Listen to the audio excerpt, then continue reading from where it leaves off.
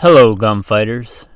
Welcome back to Gunfighter Life, the podcast where we talk about gunfighting the right way, with God at the center, in real world, first-hand experience.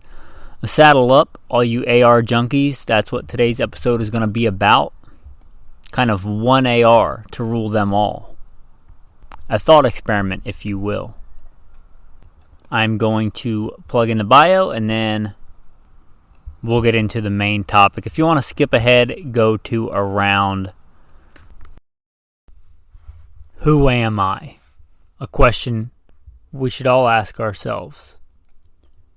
I am, first and foremost, a servant of God, made in His very own image,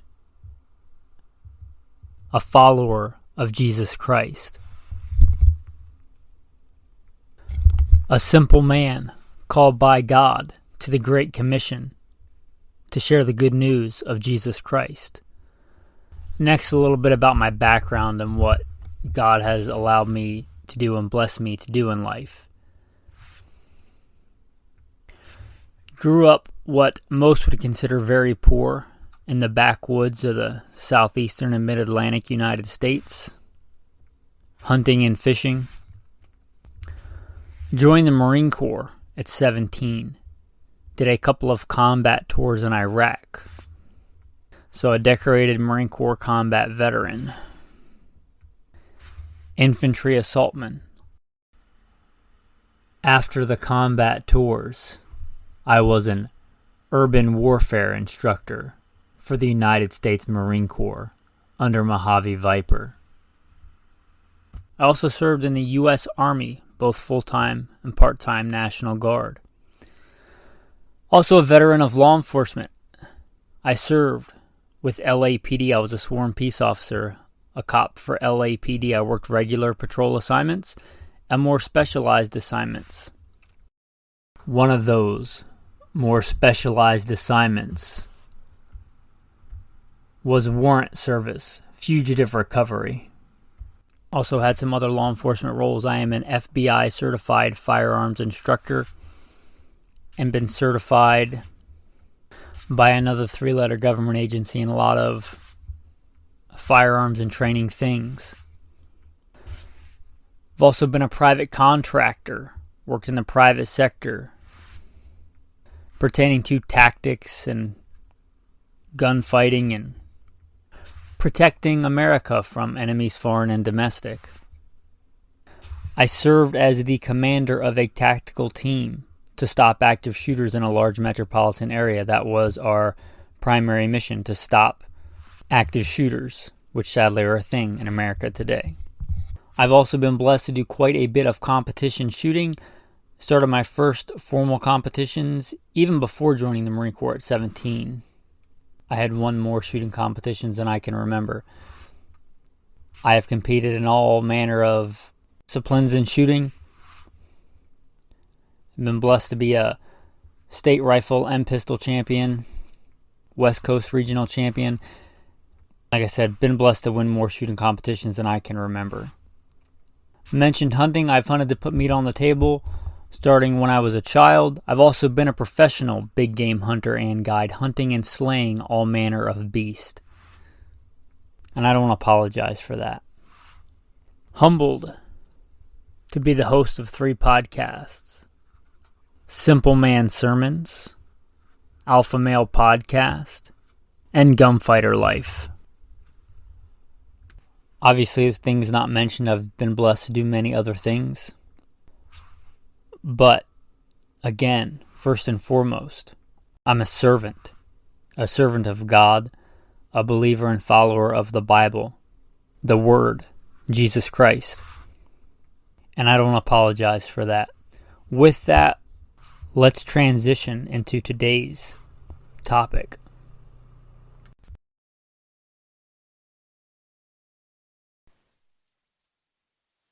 One AR to rule them all. It's what we're going to be talking about today. Now, this came out of a Patreon group chat, and I've been doing a stint. If you don't know, I live nomadically with the wife and the Rhodesian Ridgeback, Alexander Hamilton. And we are doing a stint off-grid, and that also means out of service. So I travel into town every once in a while to upload episodes out in the wilderness of the Pacific Northwest. But, I don't miss so much the fancy coffee or things like that. I've got quite a few Bibles out in the wilderness and guns to practice with and ways to work out, even in the woods. But what I do really miss is the Patreon group chat, and I really mean that. I miss that tribe of men that is kind of the inner circle of this podcast. And I know when you listen, you hear me talking, but a lot of the stuff we talk about comes from the Patreon chat. So I just want to reach out and say thanks to those guys. I am humbled. I am very thankful for that group chat and to be a part of it. I am also very humbled and thankful that you guys come here for advice. I appreciate that. With that, let's get into the day's topic. So, if you listen for any length of time, you'll know that I like these kind of thought experiments, the one gun to rule them all. Now, I've said many times, if I had to pick one long gun, if I had to just take one, like I am bugging out on foot for real, it's not going to be even a rifle. So we've covered that before. And if I have to pick one rifle, it's not going to be an AR-15. I know for a lot of people it would be an AR-15, and that's kind of why we're doing this thought experiment today. For the people that love ARs and think that they're the end-all, be-all, or the one gun that they would pick. And that's fine. And I realize that is most people. So I was doing this thought experiment. I reached out to the Patreons as well, kind of have a group think chat.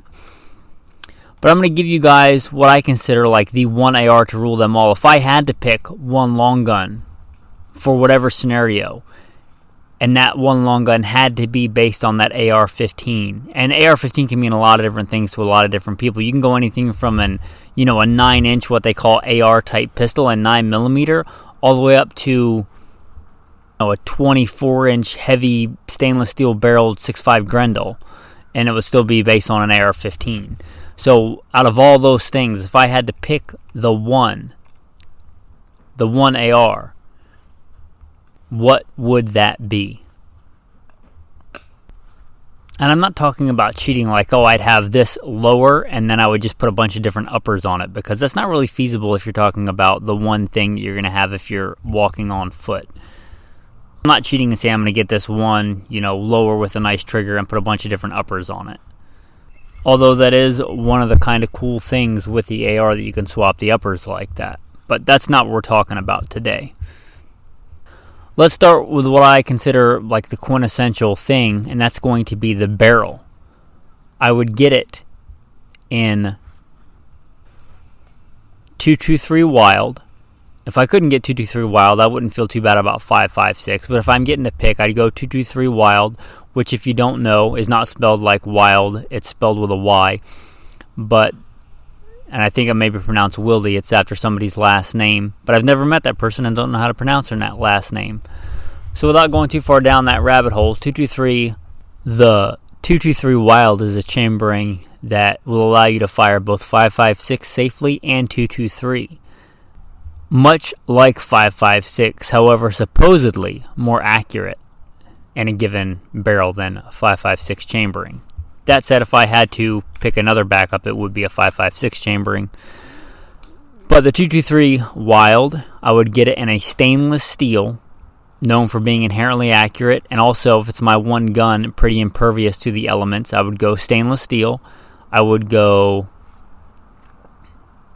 18 inches. I think 18 inches is a good mix of if I have to do urban stuff or if I have to hunt with it. I think 18, although not the best for everything, is probably the best overall. A lot of people would go 16-inch, and that's fine. But I think 18-inch stainless steel barrel, if I can get it with 5R rifling, I would do that. Not a big difference there. If I couldn't get 5R, I wouldn't cry about it. But 5R, if I'm getting to pick the ideal, I'd probably go with that. And here would maybe be controversial, but I would go with a pencil barrel or a very lightweight thin barrel, if not technically a pencil barrel, like a a lighter weight profile, because I have to carry this thing. And if you've ever been in any kind of tactical scenario, whether it's the Marine Corps or private contractor or anything like that, you'll know that you carry your gun far more than you shoot it, unlike a shooting competition where you just run short distances and shoot a lot. Although there can be times in war where you shoot a lot, or times as a private contractor where you shoot a lot, there's also far more times where you're just carrying that gun. And especially if I'm covering long distances on foot, which is far more likely in a lot of scenarios than getting in giant gunfights, I'm going to want that lighter weight.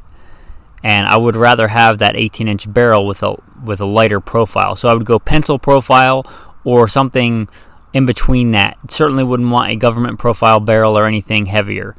Certainly wouldn't go with a bull barrel or anything like that. Again, this is an all-around gun. This is not a prairie dog hunting specialty long-range gun. This is not a sniper rifle.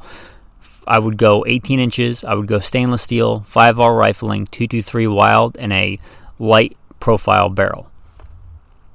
Quick note, if I couldn't get the stainless steel, I would probably get a really good nitride QPQ kind of treated barrel, something really good. The next thing I would go for, what I consider just aside from the barrel, the most important is a good trigger. And I'm not talking a GI spec trigger. Those are garbage. Yeah, I know you can shoot well with them. I was an expert rifleman in the Marine Corps. I know you can shoot with just iron sights and get good hits out to 500 yards with the military trigger. That said, those triggers are kind of garbage. You're working around something instead of working with something. A good trigger, kind of my go-to, and I don't get any sponsors, any kickbacks. I take no bribes on this show, but I like Timney of all the ones that I've used. Timney makes good triggers. Or Geisley. I really like the Geisley flat trigger.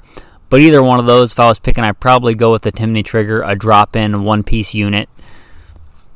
Just in my experience with the customer service with Timney that I've had, like I literally had somebody grab the model of trigger that I had, because ironically the one that I got was too light, and I was actually firing multiple shots when I only meant to fire one under recoil on a very heavy recoiling rifle. And they talked me through, they went and grabbed a trigger and talked me through how to adjust it and make the trigger pull heavier on the phone, and I thought that was really cool.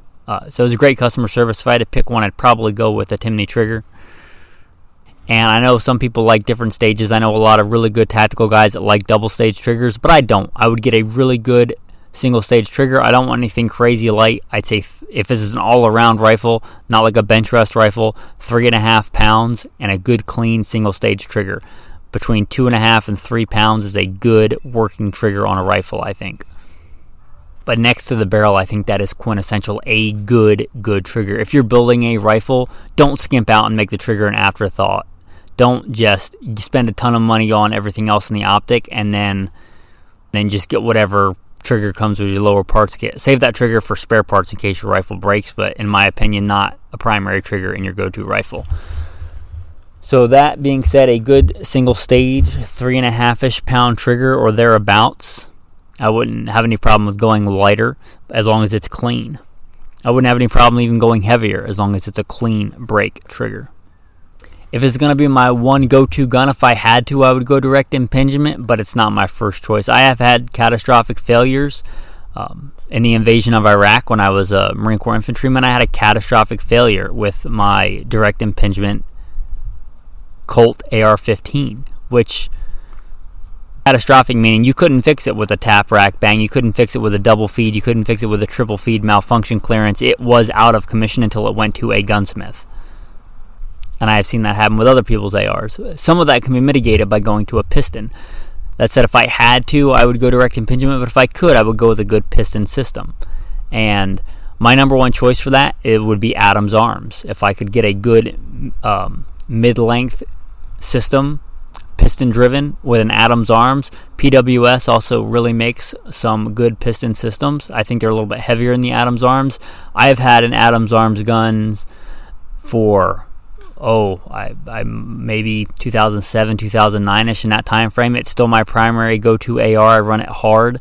The only thing I've ever worn out on it was a spring, and the gun still operated just fine. I just replaced it. Still operated with the spring being worn out, and who knows how many rounds I put through that gun.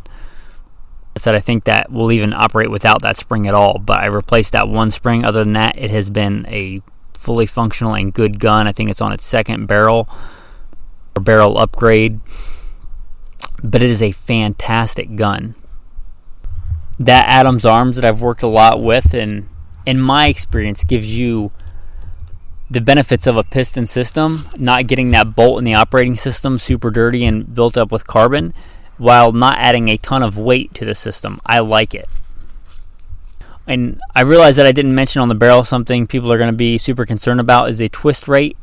I would go with a 1 in 8. I think that's kind of the best balance. I think you start getting faster and faster. I think you can kind of go too high in the twist rate. So that being said, I would go with a 1 in 8. I wouldn't fault you if you picked a 1 in 7. I know that would be probably the most common. I'd go with a 1 in 8, and I would pick a 1 in 9 actually over a 1 in 7. But that's just me. But it would, if I could, it would be a piston-driven system. I much prefer the piston system over the direct impingement, and I know a lot of people, and I run direct impingement ARs that are very reliable. That said, I'm much more concerned about keeping them in tip-top shape than I am a piston gun. If it's my one go-to gun, I would prefer a piston. I would go with a good muzzle brake. I would not go with one of the crazy loud competition brakes because they're crazy loud. I don't want anything crazy loud, but I would like something that's a good muzzle brake that would allow me to shoot potentially a little bit faster, a little bit less muzzle rise than, let's say, an A2, which would not be a bad choice. Of all the things I would fuss about, I wouldn't care too much if it just had an A2 brake on it. It would be fine. But something that was a little bit better of a brake and something that was not crazy loud, because I have really good brakes, but they're really loud. So something more akin to like a hunting muzzle brake. I would go with that. I don't have a specific model in mind. Now, what would I use to cover this nice stainless steel piston-driven system with? A barrel shroud or a free float tube, as we call them. I would get a super lightweight carbon fiber free float tube. And I've seen some of these. I remember seeing one at SHOT Show a few years back, and it literally just kind of looked like a spider web of carbon fiber tube. Super lightweight. I would get something akin to that. I don't have an exact brand or model for you, but I would get a super lightweight carbon fiber float tube. And as long as there's a way to attach a white light to it, that's all I really care about. A white light and probably a way to attach a sling, but I can literally attach the sling to the front with a piece of 550 cord. So just a small section of rail to attach a white light, that's all I really care about. I'm not going to go crazy and mount PEC 2s on this or whatever PEC generation they're on now. I'm not going to do that. I'm going to put a white light on it and call it good. So a super lightweight carbon fiber float tube. I would save the weight there so I could make up for a little bit of the weight in the piston system and call it even. And next, also perhaps controversial that a lot of people wouldn't pick. I don't want an adjustable buttstock. That's just complexity and things that I'm not going to use, not going to deal with. Those adjustable things people say for body armor, that was kind of the last generation of body armor when it was super thick everywhere. The new stuff, even the AR500 with a swimmer's cut, really negates that. You don't need adjustable length of pull body armor. You don't need an adjustable length of pull stock. I don't want one. It's just added complexity, added stuff that's going to get in the way. The fact that it'll go down 2 more inches, I don't really care about. I would pick a one-piece, non-adjustable buttstock. If I could get just an original M16A1 buttstock, I would be totally happy with that. I think the A2 is a little bit too long, at least for me. I wouldn't want that. I would much rather have the original M16 length buttstock and non-adjustable. Also, you might have to bash stuff with it, and having a non-adjustable, pretty sturdy buttstock I would like. So again, I would go with the M16A1. If they make just a tube that's non-adjustable with a hook on the back, that's even a little bit lighter, I might go with that, provided it was sturdy enough to hit stuff with. But a non-adjustable M16 A1 length, somewhere in the 13-ish inch length of pull, I would go with that. That would be my go-to. I would not want one of the adjustable M4 style stocks. That just wouldn't be what I'd want on there. I know a lot of people would like the adjustable and super adjustable stocks. This is not my thing. Usually, even when I have those, I just put them in one position or mark them so that I have it in the right position. I don't sit there and adjust them back and forth. Last, but certainly not least, I'd say this goes behind barrel trigger, and the next one, a sighting system. Let's start off with what I would consider quintessential on my one gun would be backup iron sights. I started doing this a long time ago, long before it was really popular, but 45-degree offset backup iron sights. I really like those. I like running them that way. I can't remember how long ago I switched to those, but I really like them, the 45-degree offset backup iron sights. There's a lot of good brands out there now, a lot more than there were. I think when I first started doing it, I had to kind of get a way to mount the rails 45 degrees on my free float tube because people weren't just making, the hang off the side 45-degree backup iron sights. But that being said, now there are a lot of really good choices. So any of the good 45-degree offset backup iron sights, I consider good backup flip up iron sights kind of essential. And if I can, I like my front sight post not foldable, but my rear sight foldable. Just I don't see that it gets in the way that much, and the less moving parts, the better. But anyway, 45-degree offset backup iron sights, a good peep sight. I know they make some that are kind of like pistol sights, but in my opinion, if I'm going to have backup iron sights, I at least want the ability to reach out and touch at some kind of distance. I would just go with peep sights, very similar to the original M16 A1 style peep sight, kind of fixed that I could zero for say 50, 250, kind of zero. And for my primary sighting system, for me, it's going to have to be LPVO. I don't want, again, simpler for me is better. I'd rather have one optic than, let's say, an EOTech and a magnifier. That's fine for people that like to run those. I like simple. I also like lighter. There's a lot of really good LPVOs, especially today, a lot more than there were when I started running them years and years ago. But there's a reason I switched to them long before they were popular on tactical guns, on my tactical guns, because they work, and they work well. I'm not a big fan of batteries. That kind of leaves me with one, if this is going to be my one go-to, and it is on my go-to rifle, which is not an AR. But if I was going to put it on my one go-to AR, it would be a Trigicon. And it's going to be the Trigicon Acupoint, and it's going to be the simple triangle post reticle. Again, I like simplers better. I like one optic over a bunch of optics. I would get whatever zero, probably a 50-meter zero, and confirm it out to 225 or wherever it crossed over that line again. But I would get a good, solid LPVO. I don't like batteries.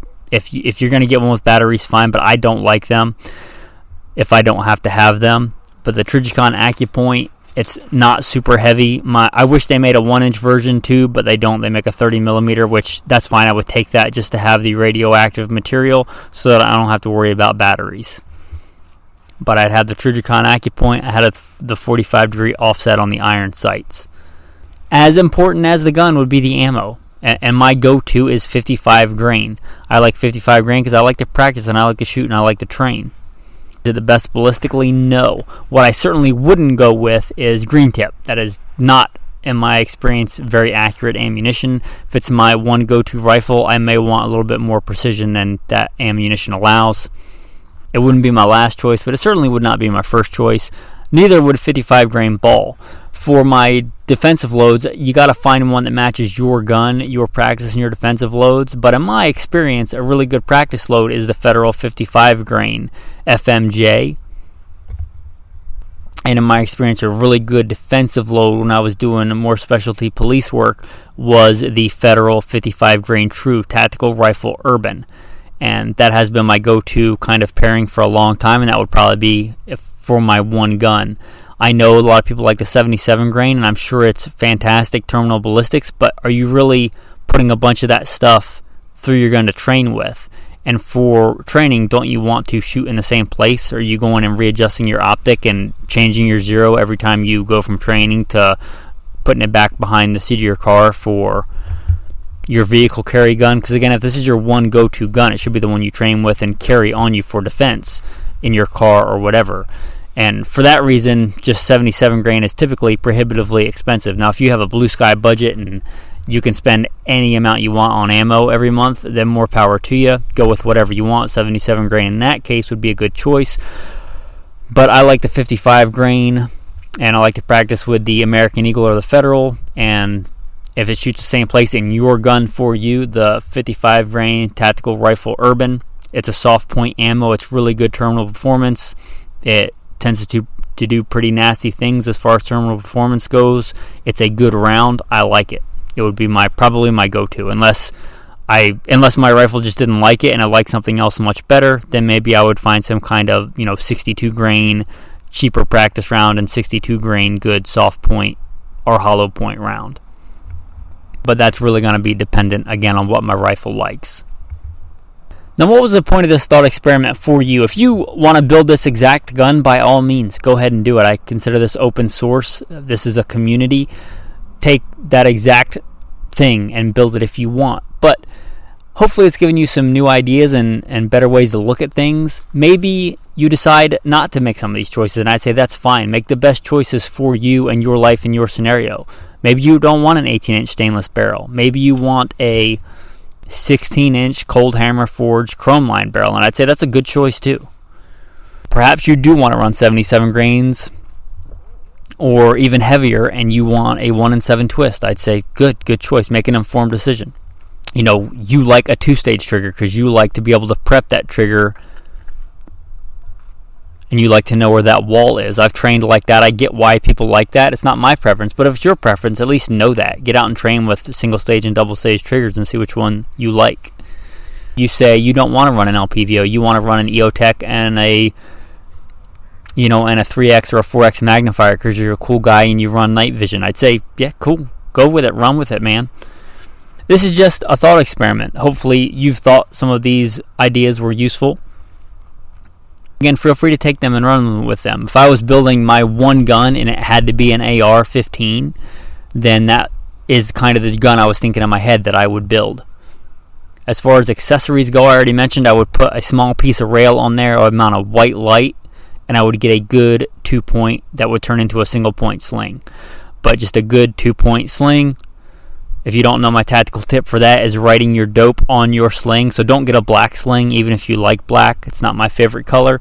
But get a tan or a green sling and write your dope on it. Like with 55 grain Federal True ammo, it's zeroed at 50 and 225 meters. It's an inch .25 high at 125 meters. It's 12 inches .5 low at 200 meters.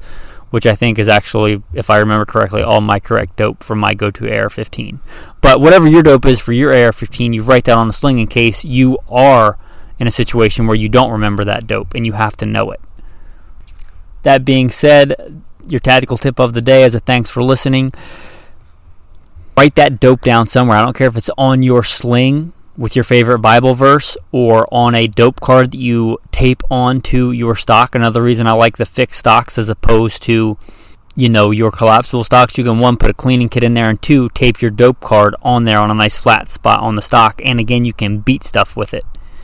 Whatever stuff you might want that to be. But have that dope written down somewhere and know it. Don't guess it.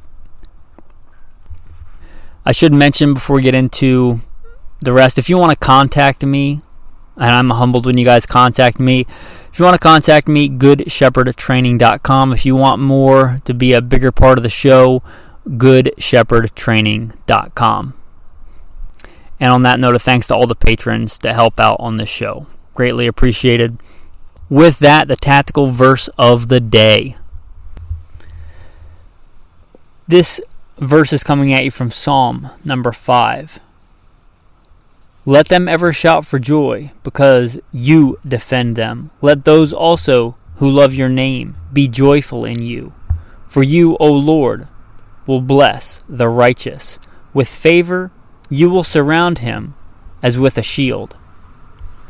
As you've heard in the bio, God has gotten me through, and only by His grace and provision. He got me through that when a lot of other good men did not make it back. And not because I'm better or special, because God chose to have mercy on me. And because God is with me and has mercy on me and loves me, that gives me a deep joy in whatever situation, in whatever circumstance. As Paul says, I have learned in whatever situation I am to be content. I know how to be abased and I know how to abound. I can do all things through Christ who strengthens me. Whatever situation. even in some pretty miserable ones, I've drug my wife on some pretty crazy adventures. And we were calling them yesterday, and I was talking about how great they were. And she was like, we almost died. And I said, yeah, that doesn't make it not great. Anyway, have joy. Know that if God is with you, there's a source of inner joy and inner peace. And always be willing to share. Always be ready to give an account of that joy that is in you, that sets you apart. We talk about some pretty somber stuff here at Gunfighter Life, and I've certainly been through some pretty somber... I've certainly been through some pretty grotesque and horrible situations in the world as far as humanity goes, and war and police work. But that doesn't compare with the beauty of the Lord.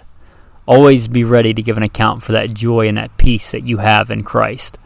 With that, men, thanks for listening, and have a blessed day.